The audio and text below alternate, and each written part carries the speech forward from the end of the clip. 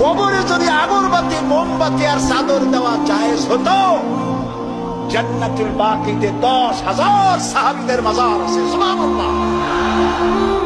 হযরতে ওসমান রাদিয়াল্লাহু তাআলা আনহু শুয়ে আছেন জান্নাতুল বাকিতে। হযরতে আয়েশা আমাদের মা রাদিয়াল্লাহু তাআলা আনহা শুয়ে আছেন জান্নাতুল বাকিতে, উন্মুক্ত আকাশের নিচে। আহারে, হযরতে আব্দুল্লাহ ইবনে মাসউদ রাদিয়াল্লাহু তাআলা আনহু শুয়ে আছেন জান্নাতুল বাকিতে। চাদর নাই, আগরবাতি নাই, মোমবাতি নাই, কিচ্ছু নাই।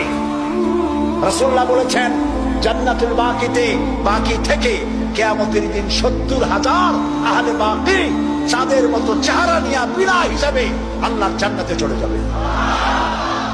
ওইখানে চাদর নাই। আর আমরা আমাদের দেশের পীর সাহেবদের মাজারে চাদর দিয়ে, আগরবাতি দিয়ে, মোমবাতি দিয়ে সর্বনাশ করছি। প্রিয় ভাই সব, এটি শিরক, এটা জীবনেও আমরা আর করবো না। রাজি আছেন? রাজি আছেন? কারা কারা রাজি? 2 হাত উঁচু করে দেখা। আলহামদুলিল্লাহ বলি, হাত নামান, বলি আলহামদুলিল্লাহ। জোরে বলেন আলহামদুলিল্লাহ।